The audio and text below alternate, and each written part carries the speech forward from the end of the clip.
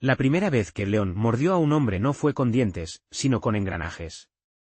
Un salón cargado de humo, París, lámparas amarillentas que hacen brillar el sudor en las sienes. En el centro, una mesa con un tablero de ajedrez y, al lado, una caja de madera que parece un ataúd pequeño. Cuando la tapa se abre, se ve algo peor, un brazo mecánico, frío, articulado, como una mano amputada que aprendió a vivir sola. El público se ríe nervioso. Un general presumido, bigote tieso, anillos, olor a coñac, mueve su pieza con desprecio, como quien humilla a un juguete. La mano metálica responde. No tiembla. No duda. Golpea la pieza rival con un clac seco, y, cuando llega el jaque mate, el aparato hace algo repugnante. No celebra. Solo ejecuta. Como una boca sin alma que mastica una derrota humana. El general se pone rojo. El salón estalla en aplausos. Y tú sientes esas tres cosas al mismo tiempo: satisfacción, sí, esto es exactamente lo que venía a saber; interés, como demonios. ¿Llega un español a construir algo así?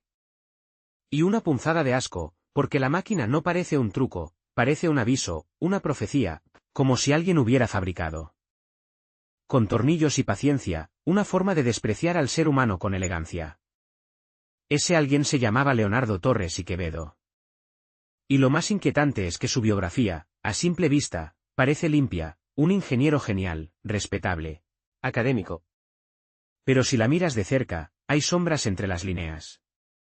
Decisiones que huelen a carbón. Rivalidades que no se cuentan. Y un reloj, un maldito reloj, que empieza a sonar mucho antes de que él se dé cuenta. Porque Torres no nace como leyenda. Nace como Nino. Y los niños, antes de convertirse en nombres en los libros, tienen miedo, hambre, y una pregunta secreta clavada en la garganta. ¿Y si el mundo no tiene sitio para mí? El norte de España no le regala una entrada triunfal. El aire trae sal, piedra, lluvia. Hay montanas que parecen espaldas de gigantes dormidos. Y, en ese paisaje, la vida es una mezcla de disciplina y supervivencia: se arregla lo que se rompe, se mide lo que se construye, se aprende a obedecer al viento.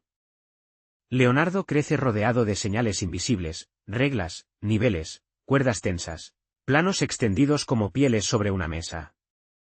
Su entorno le ensena una idea que se le incrusta como una astilla: todo lo real se puede describir, y si se puede describir, se puede transformar. De Nino, no tiene la arrogancia del prodigio que presume. Tiene algo más peligroso: silencio. Observa. Espera. Y cuando por fin habla, suele ser para hacer una pregunta incómoda, de esas que obligan a los adultos a mirarse entre sí como si hubieran cometido un error. ¿Por qué una polea multiplica la fuerza? Porque sí, porque así funciona. ¿Y quién decidió que funcionara así? Nadie lo decidió. Ahí, en ese vacío, Leonardo encuentra su primer veneno: la sospecha de que nadie es una respuesta mediocre. Y que, si nadie decidió nada, entonces quizás se puede decidir ahora. La España de su juventud no es una fábrica de futuros. Es una casa llena de pasillos, algunos iluminados, otros cerrados con llave. Y cada llave la guarda alguien: instituciones, tradiciones, jerarquías que miran al joven con una sonrisa paternal, como diciendo: haz algo útil, pero no cambies el mundo. Él, por supuesto, quiere cambiarlo.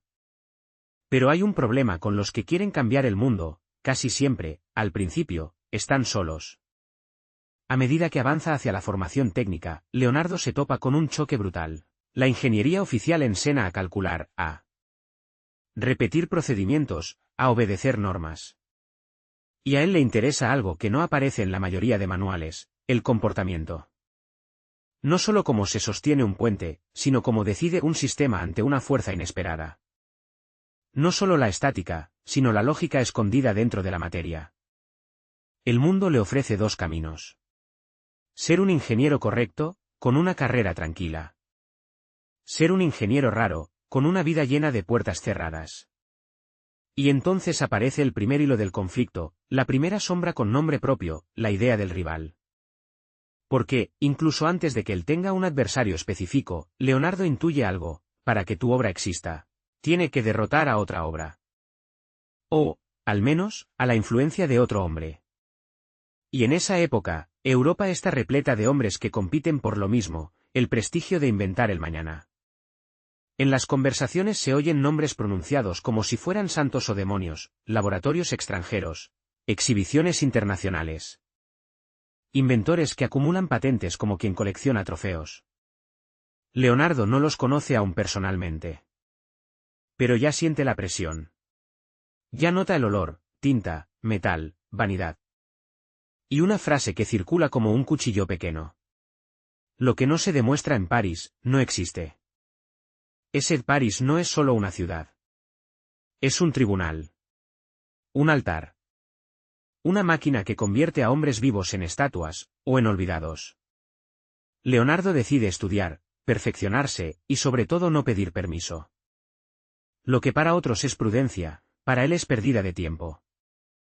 Y aquí, sin que lo sepa, empieza el reloj. No es un reloj de pared. Es un reloj interno. Es la suma de años que se te escapan mientras aprendes, mientras esperas, mientras te dicen todavía no. Es el tiempo que se te roba cuando el mundo insiste en que madures a su ritmo. Él, en cambio, quiere correr. Hay un momento, siempre lo hay, en el que un joven brillante se enfrenta a su primera gran contradicción. El conocimiento no te hace libre si no tienes independencia para usarlo. Y Leonardo lo entiende con una claridad cruel: necesitas espacio, herramientas, dinero, acceso. Necesitas algo que se parece demasiado a un privilegio. Y él no quiere deberle su futuro a nadie. Así que hace algo que, en apariencia, parece una retirada, pero en realidad es una estrategia de depredador. Se aparta del ruido. Busca su propia base, construye el terreno donde podrá operar sin que le respiren en la nuca. Mientras otros persiguen aplausos tempranos, él aprende a fabricar silencio. Ese silencio, por cierto, es lo que luego muchos confundirán con modestia. Pero no es modestia. Es cálculo. Es la misma frialdad que más tarde tendrá su brazo mecánico sobre el tablero. En esos años, Leonardo empieza a mezclar dos cosas que casi nadie mezcla bien: la imaginación y la disciplina. Porque imaginar sin disciplina es fantasía. Y la disciplina sin imaginación es un cementerio de ideas. Él quiere algo peor: ideas que funcionen. Aún así, nada de esto lo convierte todavía en un mito. Todavía es solo un ingeniero en formación. Un hombre joven con el cerebro lleno de preguntas y las manos vacías de recursos. Y el mundo, como siempre, prueba su hambre. La vida le ensena pronto otra verdad desagradable: el talento no te protege de la mediocridad ajena. Te expone a ella. Te obliga a negociar con burócratas, con comités, con personas que no pueden construir lo que tú construyes pero sí pueden impedirte construirlo. Leonardo, que odia el barro emocional, empieza a desarrollar una habilidad que será tan importante como cualquier cálculo: la resistencia al desprecio. Porque el desprecio, cuando eres innovador, no viene solo de enemigos. Viene de amigos que te sonríen mientras te aconsejan que seas más realista. Viene de profesores que te corrigen sin entender lo que estás intentando. Viene de familiares que te quieren, sí, pero te quieren seguro, normal, bien colocado. Y entonces la biografía oficial, la que luego se imprimirá con tinta limpia, suele saltarse este detalle: el futuro Torres y Quevedo. Tuvo que aprender a vivir con una sensación constante de estar en el borde. En el borde de lo aceptable. En el borde de lo comprensible. En el borde, también, de lo peligroso. Porque hay una idea que empieza a crecerle por dentro, una idea que si la dices en voz alta en esa época puede sonar blasfema: las máquinas pueden ejecutar decisiones. No solo movimiento. No solo fuerza. Decisiones. No pensar como un humano, esa palabra es una trampa, pero sí algo que se parece: un conjunto de reglas que, aplicadas con precisión, producen resultados, y pueden humillar a quien subestime el sistema. Lo irónico es que esta idea nace de algo profundamente humano: la obsesión por no fallar. Leonardo no soporta el error arbitrario, el accidente que destruye lo que otros llaman destino. Para él, el destino es pereza disfrazada. Y la pereza le da náuseas. Empieza a mirar el mundo como si fuera un problema de control. ¿Cómo haces que un proceso siga una ruta sin desviarse? ¿Cómo construyes un mecanismo que, incluso en condiciones adversas, mantenga el rumbo? ¿Cómo logras que un sistema reaccione con lógica cuando el entorno es caos? España, por cierto, ofrece abundante caos. Cambios, tensiones, un país que mira hacia afuera con complejo, como si Europa Central fuera una vitrina y España un almacén. Y esa herida nacional se vuelve, para Leonardo, combustible. No quiere que su país sea un pie de página. Quiere que sea una firma. Aquí se forma el germen de lo que será su impulso más secreto, eso oculto que no se ve en la biografía amable. No es solo curiosidad científica. Hay orgullo. Hay rabia silenciosa. Hay una necesidad casi física de demostrar que la inteligencia no tiene pasaporte. Y justo cuando empieza a abrirse paso, cuando su mente ya tiene dientes, aparece la primera señal concreta del límite de tiempo. No viene de un doctor con bata. No viene como una sentencia médica. Viene de algo más simple y más cruel, la constatación de que el mundo se mueve sin esperar a nadie. Nuevas máquinas aparecen. Nuevas patentes. Nuevas exhibiciones. La competencia se acelera. Y un nombre empieza a convertirse en sombra recurrente, como una silueta que se cuela en cada conversación técnica importante, Guglielmo Marconi. Marconi no es todavía el enemigo personal de Leonardo. Aún no. Pero ya representa algo que lo enfurece, la velocidad del reconocimiento. El fenómeno mediático. La capacidad de un inventor para apoderarse de una idea y convertirla en bandera antes de que otros puedan explicarla. Leonardo escucha historias sobre demostraciones públicas, sobre titulares, sobre ese magnetismo que tiene el mundo para coronar a un genio del momento y olvidar a los demás. Y siente un escalofrío, si él se demora demasiado, si perfecciona demasiado, si espera demasiado, cuando salga a mostrar lo suyo. Alguien dirá: ah, eso ya lo vimos. Esa frase es veneno. Es muerte sin sangre. Así que el reloj interno se vuelve más fuerte. Ya no es solo ambición, es supervivencia intelectual. Empieza a sentir que no compite contra un hombre, sino contra el olvido. En este punto, su vida toma un giro que no suena heroico, pero es decisivo. Deja de buscar aprobación y empieza a buscar aplicación. Se mete en los problemas reales, de esos que muerden: transporte, control, movimiento, precisión. Problemas con barro, con costos, con accidentes posibles. Y eso lo transforma. Porque cuando trabajas con lo real, la fantasía se descascara y queda lo esencial. Hay noches en las que el joven Leonardo, agotado, se queda mirando planos como si fueran mapas de guerra. Y lo son. Son mapas de una guerra silenciosa contra la limitación humana. Contra el error. Contra la fragilidad. En una época en la que muchos ven la ingeniería como una extensión de la fuerza, él empieza a verla como una extensión del pensamiento. Y esto, que hoy suena casi obvio, entonces es una herejía discreta. Mientras tanto, su carácter se afila. Aprende a no confiar demasiado en la emoción pública. Aprende a no exhibir su ansiedad. Aprende a guardar la sonrisa para cuando sea necesaria, y a esconder el miedo detrás de una cortesía impecable.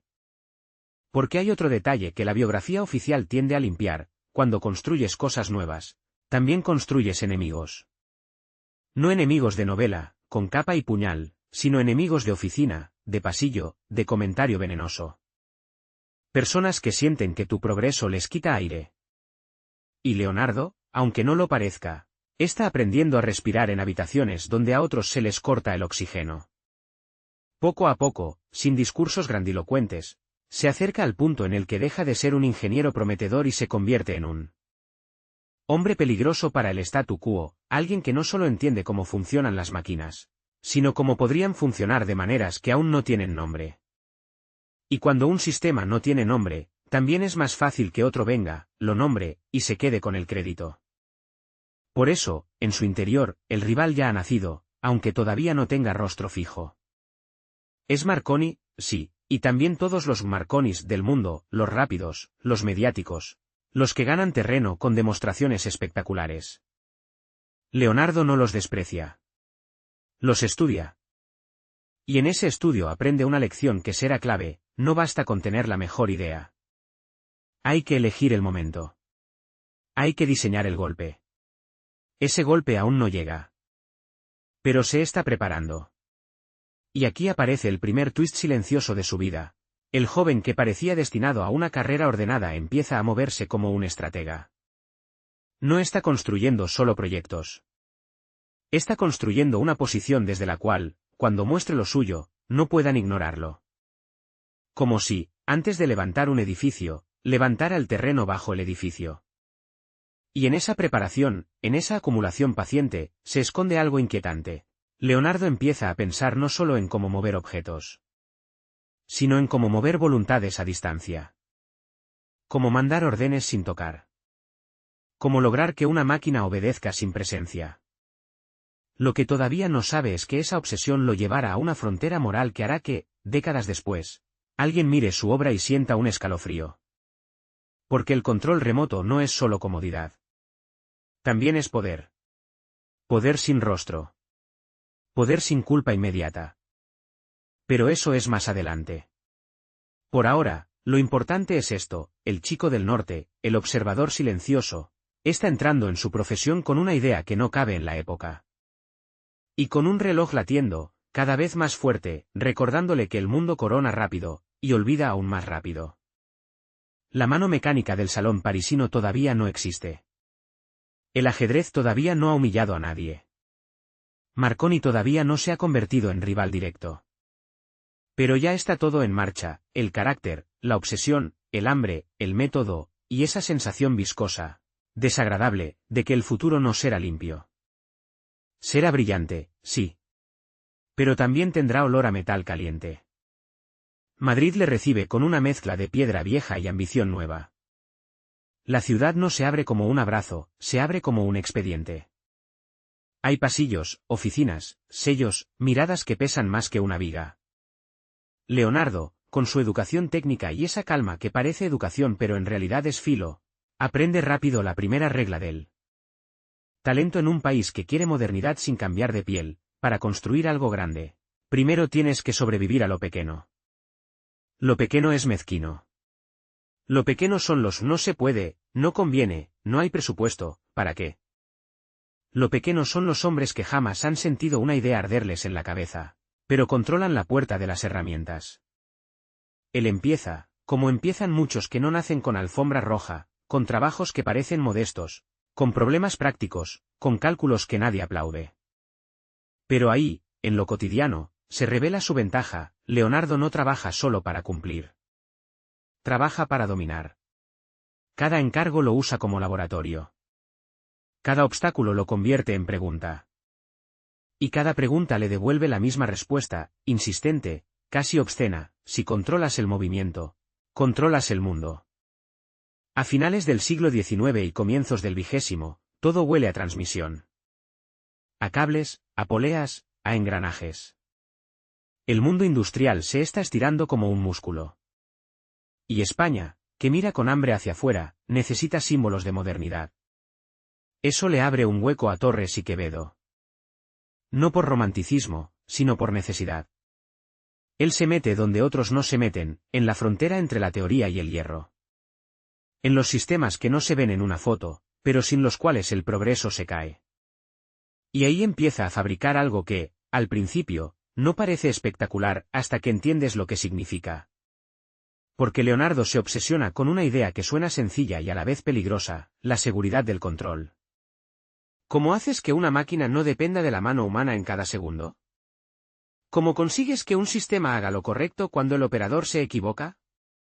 ¿Cómo reduces el margen de error, ese margen donde muere la gente y se arruinan los proyectos?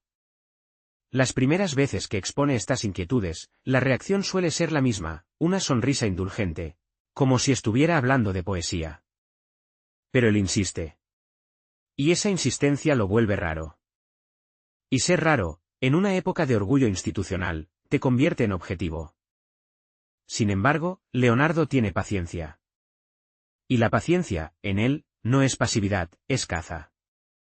Cuando empieza a trabajar en proyectos de transporte y sistemas mecánicos más complejos, su mente ya no se conforma con hacerlo funcionar. Quiere que funcione aunque el mundo intente impedirlo, con viento, con lluvia, con peso variable, con fallos. Está pensando, sin decirlo, como alguien que anticipa catástrofes. Y lo que viene, de hecho, es una catástrofe lenta. La guerra silenciosa por el futuro de la comunicación y el control a distancia.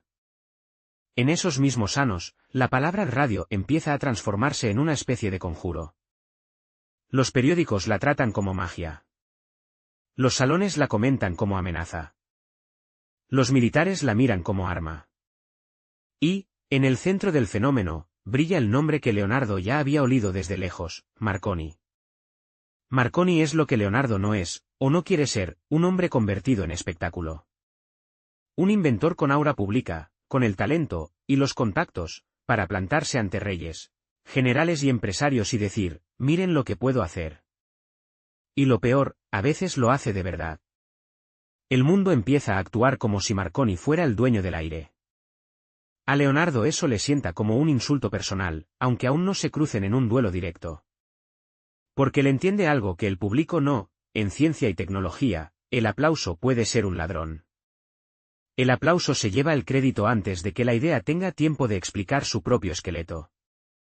Y entonces, en el corazón de su carrera temprana, aparece el conflicto que lo va a perseguir como una sombra. ¿Qué vale más, el descubrimiento o la demostración? ¿La precisión o el impacto? ¿La obra sólida o el titular? Leonardo no quiere titulares. Pero necesita sobrevivir a ellos. Ahí el reloj interno, el que ya latía en la juventud, cambia de tono, deja de ser tengo que llegar y se vuelve, si no llego ahora, me borran. Porque cada mes que pasa, cada feria, cada exhibición, cada telegrama, está creando una historia oficial del progreso, y si tu nombre no entra pronto, luego ya no importa lo que hayas hecho. Hay un momento, y aquí empieza el primer gran giro de esta parte, en el que Leonardo toma una decisión que parece técnica, pero en realidad es política, decide que su campo no será solo la ingeniería clásica.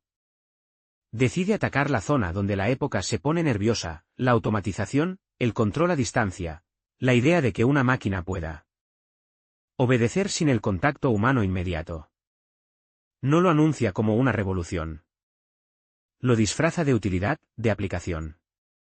Y eso es inteligente, porque en esa época, las revoluciones explícitas reciben hachazos. Las revoluciones que se presentan como mejora práctica pasan más fácilmente por la puerta. Entra, así, en el territorio del telecontrol. No como fantasía de ciencia ficción, sino como ingeniería concreta.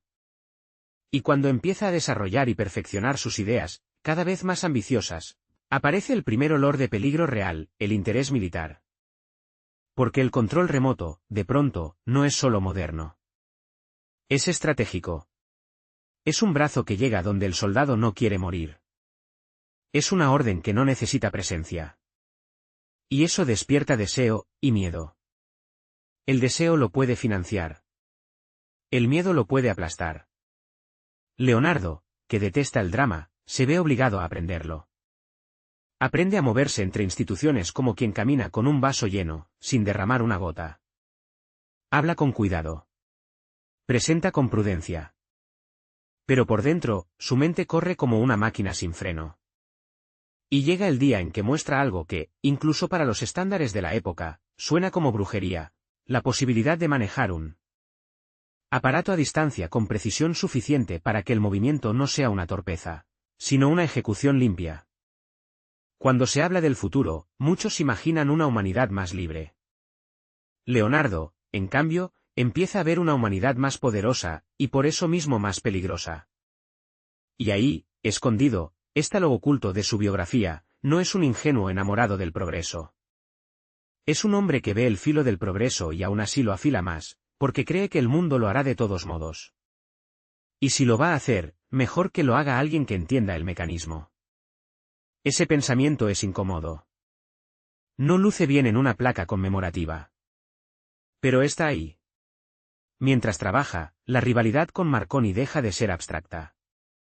Porque el ecosistema de la innovación, en Europa, se convierte en un ring. Los nombres compiten por contratos, por atención, por legitimidad. Y cuando un proyecto promete cambiar la forma en que se transmite información o se controla un objeto a distancia, las comparaciones son inevitables. En un entorno así, Leonardo se enfrenta a dos tipos de enemigo. El rival visible, el nombre famoso, el genio oficial del momento. El rival invisible, la burocracia, la lentitud, la indiferencia, la falta de infraestructura. Marconi le roba oxígeno con el brillo. El sistema le roba oxígeno con el papeleo. Y entonces aparece el gran límite de tiempo para el protagonista, como una cuchillada que no es metáfora. Leonardo empieza a notar que el país y la época le exigen resultados rápidos, pero sus mejores ideas requieren perfección. Y la perfección consume años. Ese es el dilema: si acelera, falla y lo ridiculizan; si se demora, otro llega primero y lo eclipsa. En ese punto, muchos se habrían vuelto prudentes. Leonardo hace lo contrario, se vuelve más audaz, pero no de cara al público, sino en su laboratorio mental. Empieza a construir mecanismos conceptuales, esquemas de control, formas de traducir decisiones humanas en operaciones mecánicas. Y aquí entra el segundo twist, más íntimo y más oscuro: para que una máquina obedezca con precisión, la obediencia tiene que reducirse a reglas. Reducir algo humano a reglas es, en cierto modo, una forma de violencia. Una violencia elegante, sin sangre.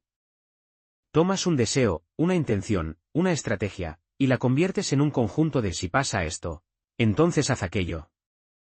Eso suena inocente, hasta que lo ves en acción. Porque llega el momento en que esa lógica empieza a funcionar demasiado bien, y el público, cuando lo ve, no sabe si aplaudir o retroceder un paso. Leonardo se da cuenta de algo que le incomoda, pero le excita intelectualmente: cuando automatizas un gesto, también automatizas una parte de la responsabilidad. La culpa se vuelve difusa. La decisión parece venir de la máquina, aunque tú la hayas programado con tus reglas. Esa es la semilla de un mundo futuro. Y él, con una serenidad casi quirúrgica, la planta. Su carrera temprana se acelera. Se mueve entre proyectos, exposiciones, reconocimientos que empiezan a llegar con ese retraso típico, cuando el mundo ya no puede fingir que no existes. Y aunque en público mantiene el tono sobrio del ingeniero respetable, por dentro se siente como un animal acorralado que ha encontrado una salida estrecha. Pero la salida no lleva a un jardín. Lleva a un escenario. Porque en Europa, los escenarios importan. Las demostraciones importan. Y llega la oportunidad, o la trampa, de mostrar en un contexto más amplio lo que su mente lleva años construyendo. Las exhibiciones internacionales no son simples eventos, son juicios públicos. El jurado puede ser una comisión técnica, sí, pero también lo son los periódicos, los empresarios, los militares, los rivales.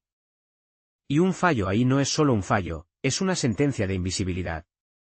Leonardo entiende que su vida profesional se está estrechando hacia un único punto: una demostración. Aquí el relato se vuelve más tenso, porque el protagonista ya no pelea solo contra dificultades técnicas. Pelea contra el tiempo, contra el sistema y contra el brillo ajeno. Y esa combinación suele destruir incluso a los más inteligentes. Él prepara la presentación como si fuera una operación médica, sin improvisación. Prueba, ajusta, vuelve a probar. La gente que lo rodea lo ve como meticuloso. No saben lo que realmente es: alguien que ha aceptado que el fracaso no será un simple tropiezo, sino un funeral. Y mientras trabaja, la sombra de Marconi se cuela una y otra vez, no porque Marconi esté físicamente allí, sino porque su éxito ha creado un estándar cruel: si quieres que te crean, tienes que asombrar. Si solo eres correcto, te olvidan. Leonardo no quiere asombrar. Pero ahora necesita hacerlo. En este punto, la tensión sube con un ingrediente humano: el orgullo. No el orgullo vulgar del ego, sino el orgullo del que sabe que lo suyo está bien hecho y se niega a permitir que el mundo lo confunda con un aficionado. Empieza entonces a diseñar no solo un sistema funcional, sino un golpe de teatro técnico, algo que haga visible la idea, que la convierta en imagen. Porque la imagen manda. Y aquí llega una escena que muchos no esperan en la vida de un ingeniero: la necesidad de ser narrador de sí mismo. De construir un relato alrededor de su tecnología para que el público la entienda sin perderse. Eso le repugna un poco. Lo hace de todos modos. El día en que la demostración ocurre, en uno de esos espacios donde los asistentes visten como si fueran a una misa del progreso. El aire está cargado de ese tipo de tensión que no se oye, pero se siente. Un invento está a punto de convertirse en historia, o en chiste. Leonardo se mantiene quieto. Su quietud es casi insultante. Como si el mundo no tuviera derecho a exigirle nervios. Pero por dentro, el reloj late como un tambor. Y entonces sucede. El aparato responde. ¿Obedece? Se mueve con una precisión que no parece humana. Hay un momento de silencio que dura un segundo, y en ese segundo ocurre algo que, si lo visualizas, produce una mezcla desagradable. De asombro y rechazo, un objeto sin vida está ejecutando una intención sin que una mano lo toque. Es hermoso. Y es feo. Hermoso porque demuestra dominio. Feo porque sugiere un futuro donde las manos humanas sobran. Los presentes aplauden, sí. Pero algunos también se miran con incomodidad, como si acabaran de ver una puerta abrirse hacia un pasillo oscuro. Ahí, Leonardo gana terreno. Pero también se marca. Porque quien muestra poder nuevo, se vuelve un punto en el mapa para todos los demás, para quien quiere comprarlo, para quien quiere robarlo, para quien quiere prohibirlo. Y en ese mismo giro, su rivalidad con Marconi adquiere un sabor distinto. Ya no es solo él y yo. Es qué tipo de futuro va a liderar el mundo, el de la comunicación como espectáculo o el de la automatización como control. La prensa, cuando compara, lo hace con simplificaciones injustas. Los círculos técnicos, en cambio, empiezan a entender que en España hay un hombre que no está copiando el progreso, está modelándolo. Pero el reconocimiento trae veneno. Siempre trae veneno. A medida que su nombre crece, también crece la vigilancia. Aparecen comentarios que parecen elogios pero son amenazas disfrazadas, interesante, pero peligroso, prometedor, pero ¿quién lo controla? Brillante, pero quizá demasiado ambicioso. Leonardo escucha eso, y en lugar de frenar, hace algo que define su carácter. Se inclina hacia el abismo con más precisión. Empieza a pensar en sistemas aún más complejos, no solo obedientes, sino capaces de seguir reglas con autonomía relativa. Y en su mente se empieza a construir el puente hacia el acto siguiente de su vida, la idea de que el control puede convertirse en lógica, y la lógica en máquina. Sin decirlo aún, sin nombrarlo aún, está aproximándose al territorio que hoy llamaríamos informática, automatización lógica, máquinas que ejecutan decisiones. En su época, eso no tiene etiqueta. Y lo que no tiene etiqueta asusta más. El reloj, mientras tanto, ha cambiado otra vez. Ya no solo late por miedo a ser olvidado. Ahora late por algo más crudo. Leonardo entiende que el mundo que está ayudando a crear se está volviendo más agresivo. Que la tecnología se está militarizando, industrializando, acelerando. Que la paz es frágil. Que Europa está acumulando tensiones como pólvora. Y aunque él no sea político, aunque su biografía no sea la de un agitador, hay una verdad que se le cuela por la puerta del taller. Las máquinas que obedecen pueden acabar obedeciendo órdenes horribles. Esa idea no lo detiene. Pero lo vuelve más serio. Más hermético. Más consciente de que cada avance es una firma en un contrato cuyo texto completo nadie ha leído. En ese estado, con su carrera ya en marcha y el nombre de Marconi como un espejo incómodo, Leonardo entra en la fase donde ya no basta con demostrar una vez. Ahora tiene que sostener su posición. Tiene que producir, consolidar, ampliar. Y sobre todo tiene que hacerlo sin perder la esencia, la precisión, el control, la lógica. Porque el mundo perdona una sorpresa. Pero exige una trayectoria. Y ahí, justo ahí, se abre la puerta hacia los logros más inquietantes de su vida, los autómatas, las máquinas que juegan, los dispositivos que parecen tener intención. Todo eso está a punto de aparecer.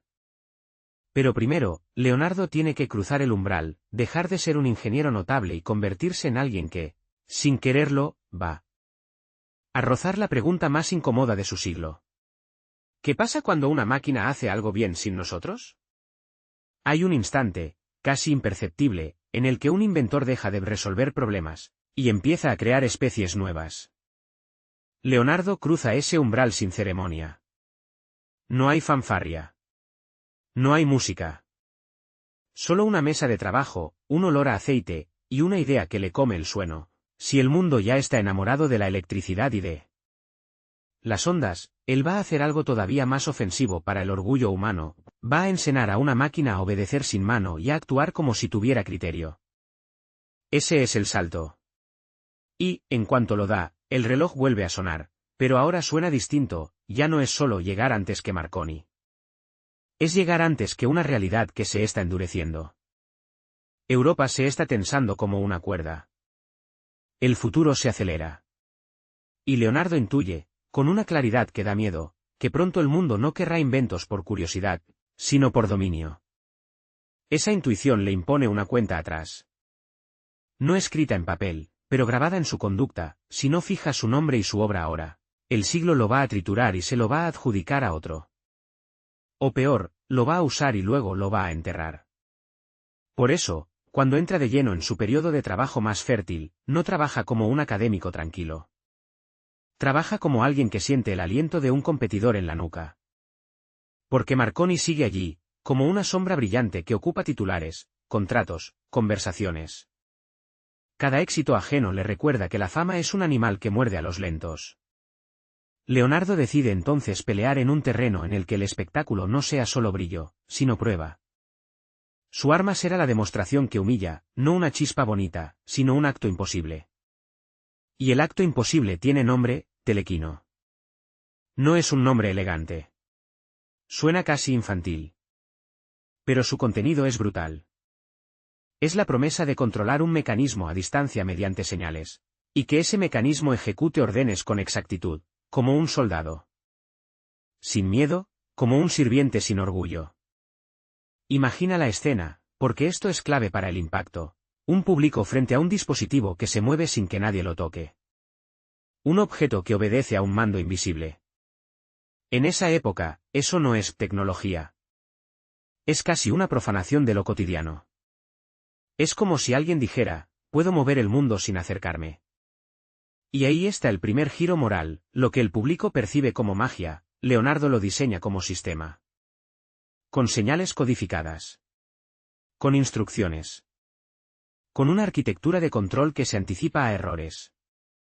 Él no quiere que la máquina se mueva más o menos. Quiere que la máquina se mueva bien, incluso cuando el ambiente sea adverso. Por eso, cuando la prueba sale adelante, cuando un objeto responde desde lejos, no es solo una victoria personal.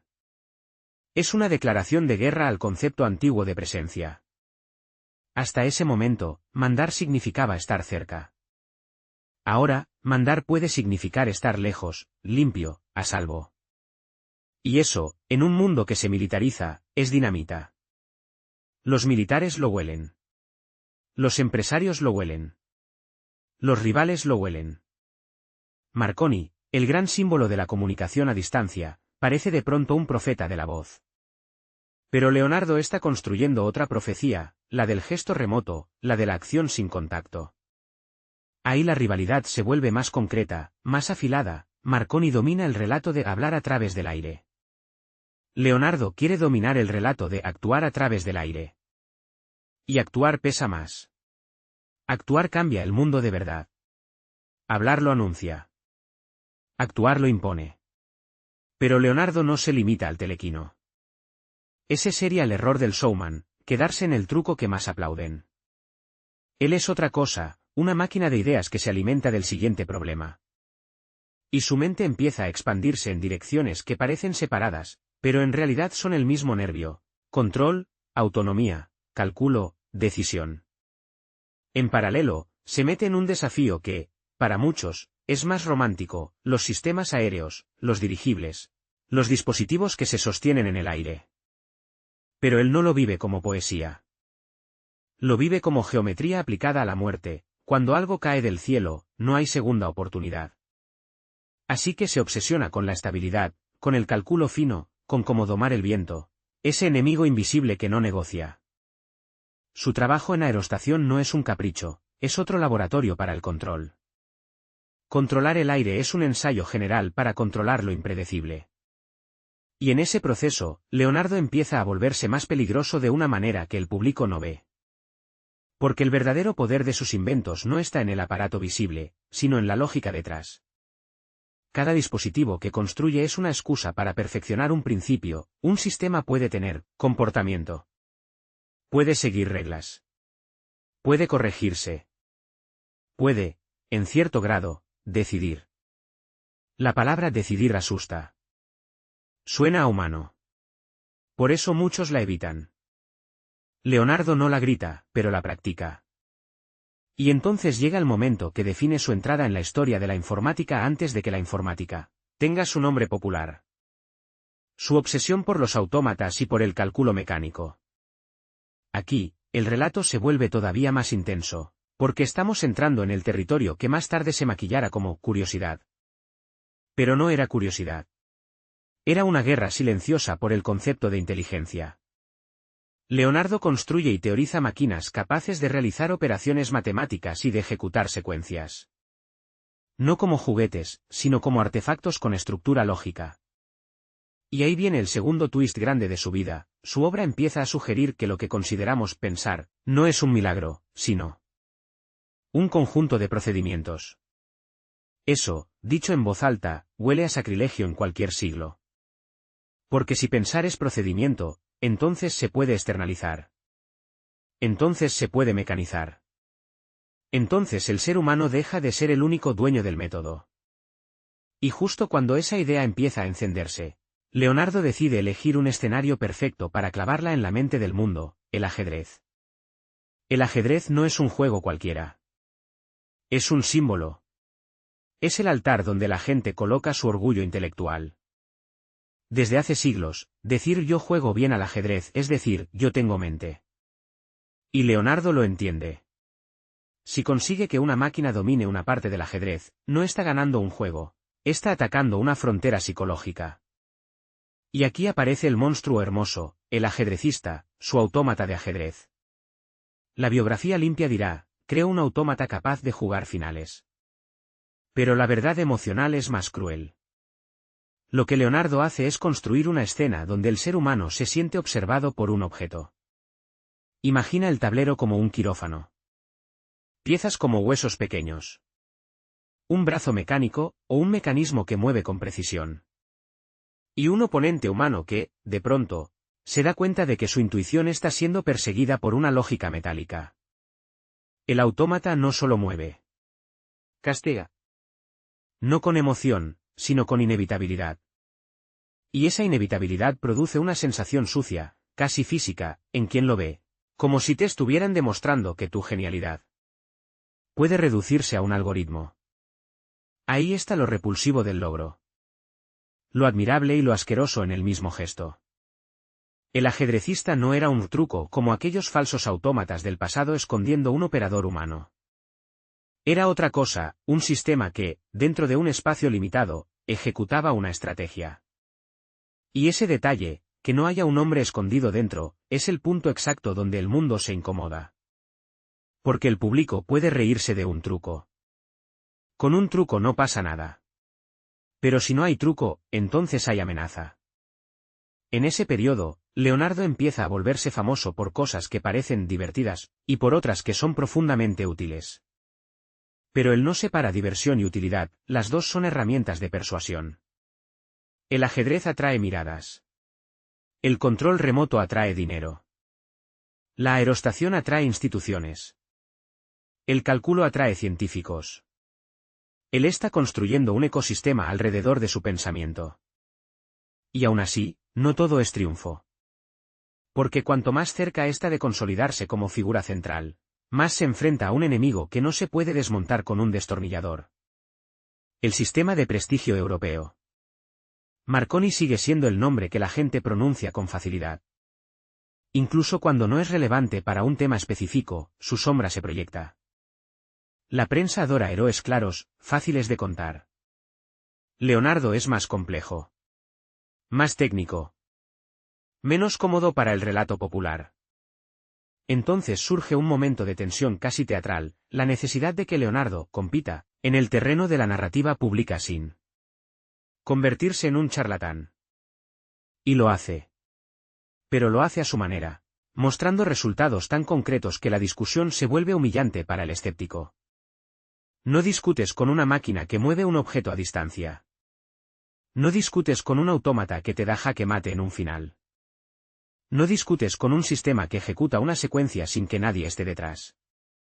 Lo que sí puedes hacer es otra cosa más fea, minimizarlo, retrasarlo, administrarlo, enterrarlo bajo burocracia. Eso ocurre una y otra vez.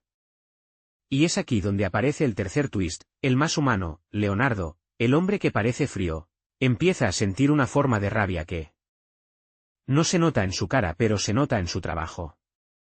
La rabia se convierte en productividad. La rabia se convierte en precisión. La rabia se convierte en obstinación. Y esa obstinación lo lleva a escribir y plantear ideas que se adelantan a su época, como el concepto de automática y el diseño de máquinas y procedimientos que, en esencia, son prefiguraciones de lo que hoy llamamos control automático y computación. Pero la tensión crece por otro motivo.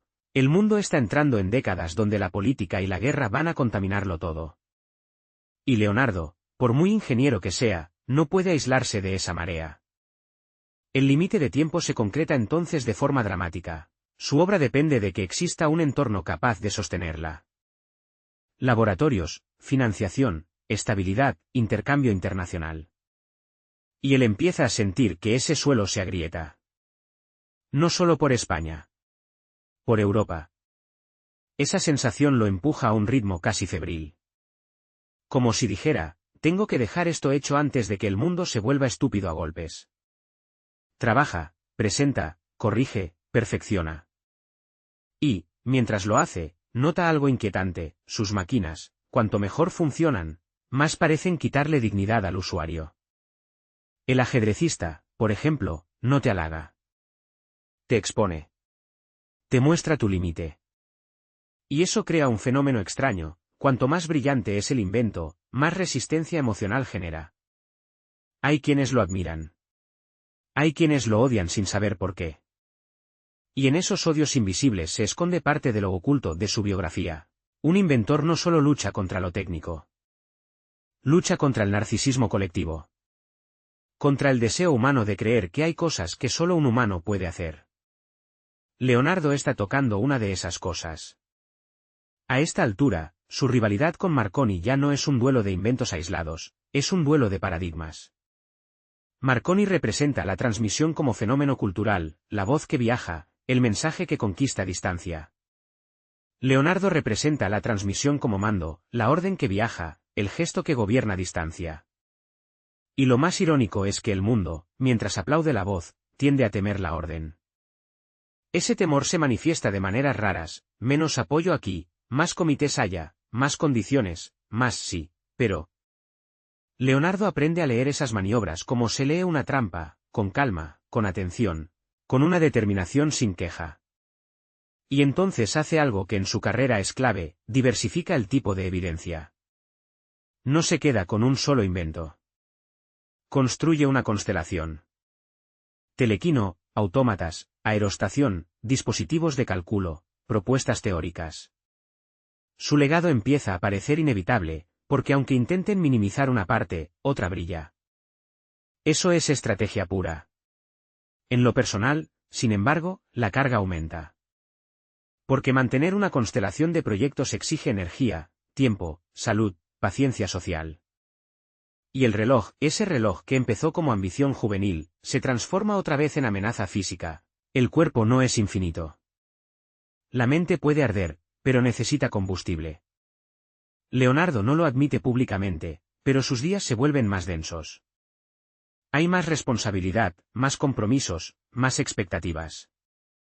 Y también más adversarios pequeños, quienes quieren apropiarse de ideas, quienes quieren colocar su nombre al lado del suyo, quienes quieren recortar su obra para meterla en un molde institucional. Él se defiende como se defiende alguien que odia el caos, con método. Y aquí aparece una escena que puede parecer menor, pero es central para entenderlo. Leonardo revisando una y otra vez los detalles. Como si el detalle fuera una forma de moral. Para él, la imprecisión no es solo un error técnico, es una falta de respeto al mundo real. Porque el mundo real mata al que calcula mal. Ese rigor se vuelve su firma. Y a la vez su condena, porque un mundo acelerado premia al que lanza rápido, no al que perfecciona. Otra vez, la tensión. Pero en medio de esa tensión, hay un momento de triunfo brutal, cuando el público entiende, aunque sea por un segundo, que está viendo. El nacimiento de algo nuevo. Cuando el objeto en la distancia obedece. Cuando el autómata ejecuta el movimiento correcto. Cuando la máquina de cálculo produce un resultado sin cansancio. En esos instantes, la figura de Leonardo se vuelve casi mitológica, un hombre que parece hablar con el metal y recibir respuesta. Sin embargo, lo más escalofriante es lo que no se ve en la foto del invento, el concepto de que una máquina pueda seguir reglas y producir un comportamiento inteligente dentro de un dominio. Ese concepto, plantado en su época, germinará más tarde en disciplinas enteras. Y ahí está la paradoja, su obra es tan adelantada que el mundo tarda en tener palabras para agradecerla. Pero el reloj no se detiene. Y el entorno histórico empieza a volverse cada vez más hostil para los proyectos largos, para la cooperación tranquila, para la ciencia como conversación. Leonardo siente que se acerca un periodo donde la humanidad va a usar máquinas para herirse, no para jugar. Y ese presentimiento, aunque él lo vista de cálculo, lo persigue. Por eso, al final de esta etapa de grandes logros, su mirada cambia, ya no trabaja solo para inventar, sino para dejar sembrado. Para que, pase lo que pase, haya rastros claros de su pensamiento.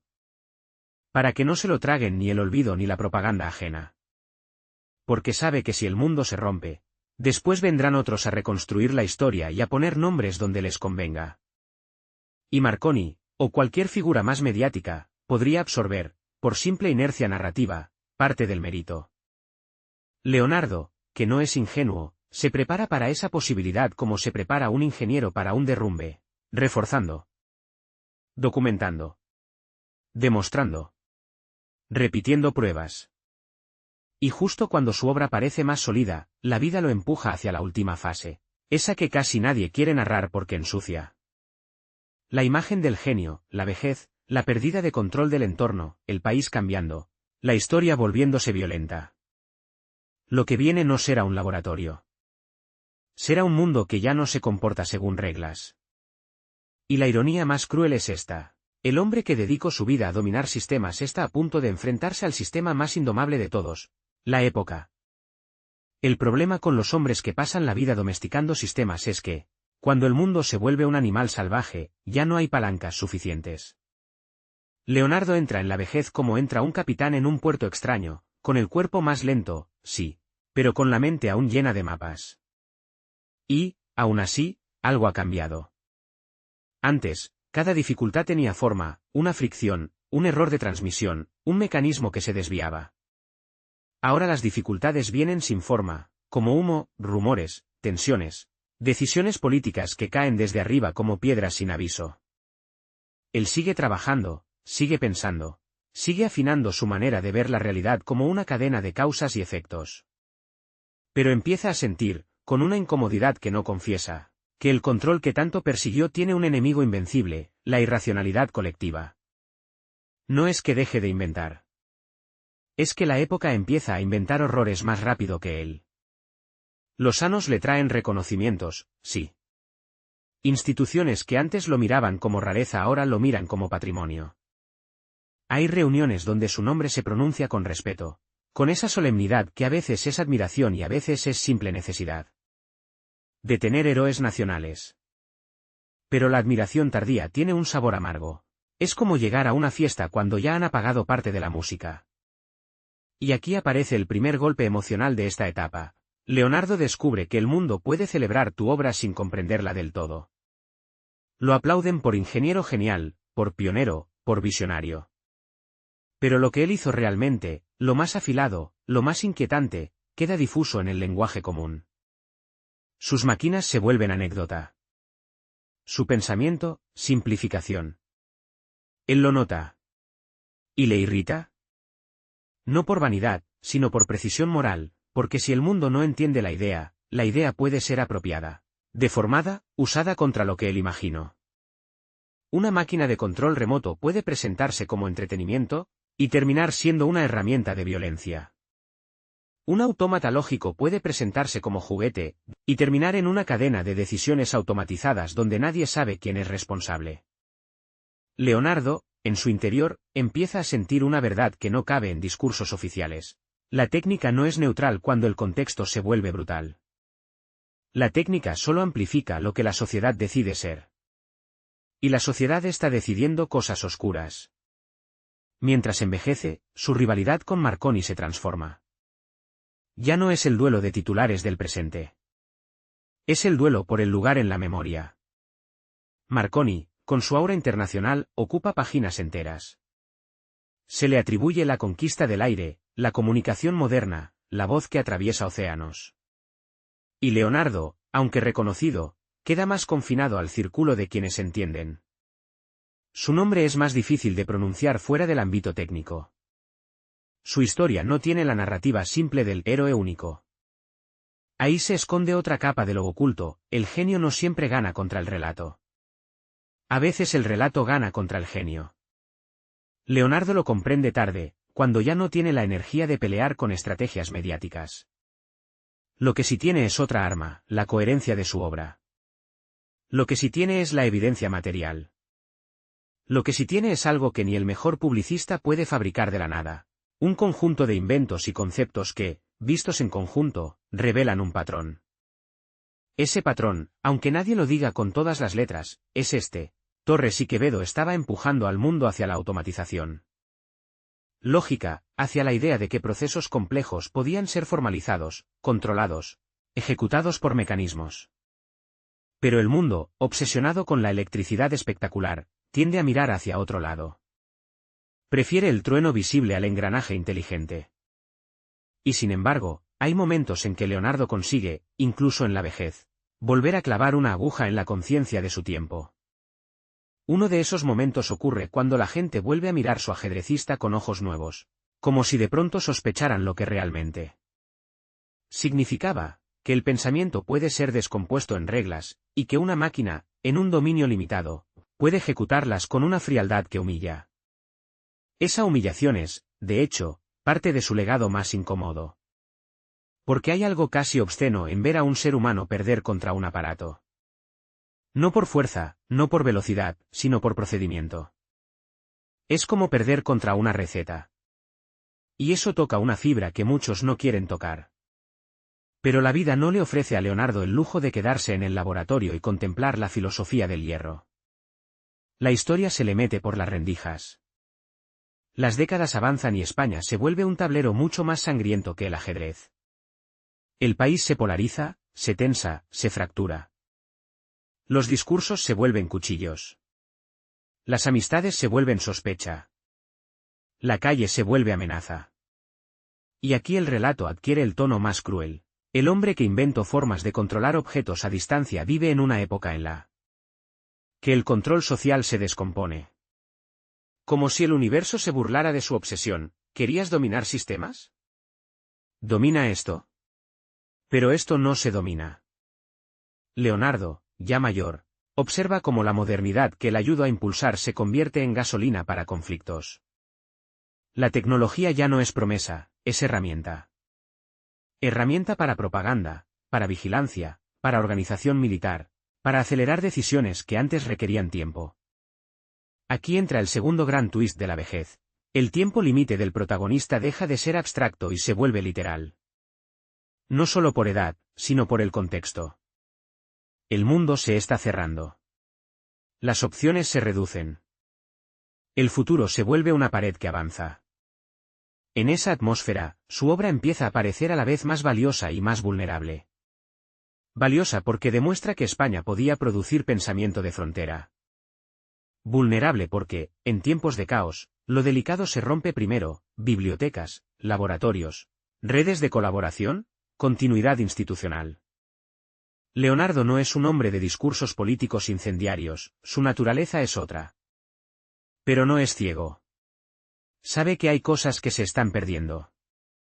Y su reacción, coherente con toda su vida, no es gritar, es preservar. Intentar mantener el hilo, aunque el telar esté ardiendo. En privado, esta etapa tiene un sabor amargo que rara vez se cuenta, la impotencia. Para alguien como él, la impotencia es casi una náusea. Porque la impotencia no se arregla con un tornillo. Y él pasó la vida arreglando el mundo con tornillos. Aún así, hay una fuerza en su carácter que se mantiene, no se derrumba en melodrama. Se vuelve más sobrio, más interior. Como si toda su vida hubiera sido entrenamiento para este tipo de silencio. La rivalidad con Marconi, en el fondo, se resuelve sola, pero no de la manera que uno desearía en un guión justo. Se resuelve por asimetría de memoria, Marconi queda grabado como el gran comunicador, Leonardo queda como el gran ingeniero de lo extraño. Pero lo interesante, y aquí hay otro giro, es que, con el paso del tiempo, la historia de la tecnología empieza a necesitar a Leonardo. De una forma que antes no necesitaba. Porque cuando el mundo entra en la era de la computación, de la automática, de los sistemas que toman decisiones según reglas, de los algoritmos que gobiernan procesos, la figura de Torres y Quevedo deja de ser una nota curiosa y empieza a parecer un antecedente directo. Como si su obra estuviera escrita en un idioma que su siglo no hablaba, pero que el siglo siguiente iba a hablar con fluidez. Eso es parte de su revancha póstuma, no contra Marconi como persona, sino contra el tipo de fama que devora a los complejos. Y aquí llega una imagen que puede servirte como escena cinematográfica, Leonardo, anciano, frente a una mesa, con papeles, esquemas, notas. Fuera, el mundo se sacude con violencia. Dentro, él intenta fijar algo. No para hoy, sino para después. Como quien mete una carta en una botella mientras la costa se derrumba. En esos últimos años, el cuerpo empieza a reclamar. La mente sigue encendida, pero la energía se vuelve más cara. Cada día pesa más. Cada gesto cuesta más. Y eso le enfrenta a la última humillación para un ingeniero, ser una máquina que se desgasta. Él, que tanto estudió sistemas, se convierte en sistema fallando, fatiga, fragilidad, limitaciones. En esa contradicción hay algo profundamente humano que la biografía oficial suele ignorar. Y es precisamente ahí donde se esconde lo oculto, la grandeza de Leonardo no está solo en lo que construyó, sino en la manera en que sostuvo su pensamiento cuando el mundo le quitó condiciones favorables. Ahora bien, el tramo final de su vida no es solo decadencia. También es un momento donde su figura se vuelve símbolo, y eso trae una escena extraña. Gente que antes no entendía su obra empieza a apropiarse de su nombre, a citarlo, a convertirlo en bandera. Eso es casi grotesco. Porque el símbolo es cómodo, pero él fue incómodo. El símbolo es simple, pero él fue complejo. Leonardo, si pudiera elegir, preferiría que lo recordaran por una idea específica, que la ingeniería puede tocar el pensamiento. Que la lógica puede volverse mecanismo. Que la voluntad puede convertirse en señal. Pero el mundo rara vez recuerda con esa precisión. Y entonces llega 1936, el año que cae como un portón. España entra en una violencia abierta. Las calles se vuelven líneas de fractura. Las decisiones dejan de ser técnicas y se vuelven supervivencia. El aire ya no trae solo lluvia o polvo, trae miedo. Aquí, la narración puede volverse dura, porque es dura. Leonardo, ya muy mayor, vive el comienzo de un tiempo donde el progreso se mezcla con destrucción. El contraste es insoportable. Un hombre que dedicó su vida a elevar la capacidad humana presencia la degradación humana a su alrededor. Y aquí está el golpe final del reloj, no es solo la muerte que se aproxima por edad. Es la muerte que se aproxima porque el mundo se vuelve peligroso para los frágiles, para los viejos, para los que no pertenecen a bandos. Esa es la parte más amarga del límite de tiempo, el tiempo no solo se acaba porque el cuerpo se agota, sino porque la época decide gastar vidas como moneda. Leonardo muere en 1936. Y esa fecha tiene un sabor cruel, su vida termina justo cuando su país entra en uno de los periodos más oscuros. Es como si el hombre del control se apagara cuando el control social se desintegraba por completo. Pero la muerte no es el final de una idea. Solo es el final de un cuerpo. Después, su legado empieza a comportarse como una señal que viaja en el tiempo. No como la fama inmediata de un nombre repetido en titulares, eso es ruido, sino como una influencia que se infiltra en disciplinas futuras. Lo que él hizo con el telequino, por ejemplo, se conecta con un mundo entero de teleoperación, de control remoto, de automatización industrial, de drones, de robótica. Lo que hizo con los autómatas lógicos y el ajedrez anticipa una conversación que hoy está en todas partes. Sistemas que ejecutan decisiones. Máquinas que juegan, algoritmos que optimizan, programas que parecen inteligentes. Y aquí aparece el último twist, quizá el más inquietante, y a la vez, el más satisfactorio, la parte oculta, de su biografía no era un secreto personal escandaloso. Era un secreto conceptual. Él estaba plantando un tipo de futuro que su propio siglo no estaba preparado para mirar a los ojos.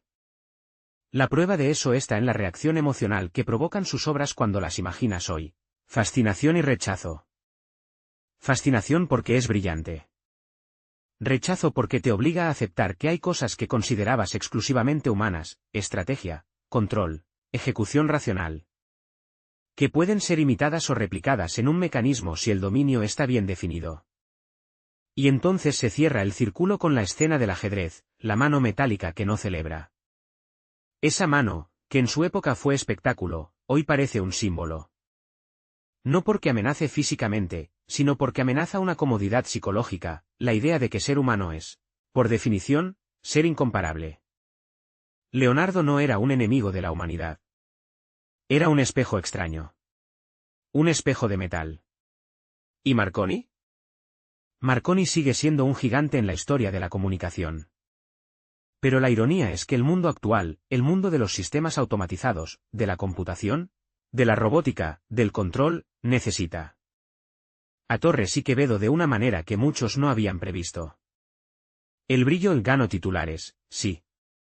Pero la lógica ganó territorio. El rival se llevó el escenario. Leonardo se quedó con el subsuelo.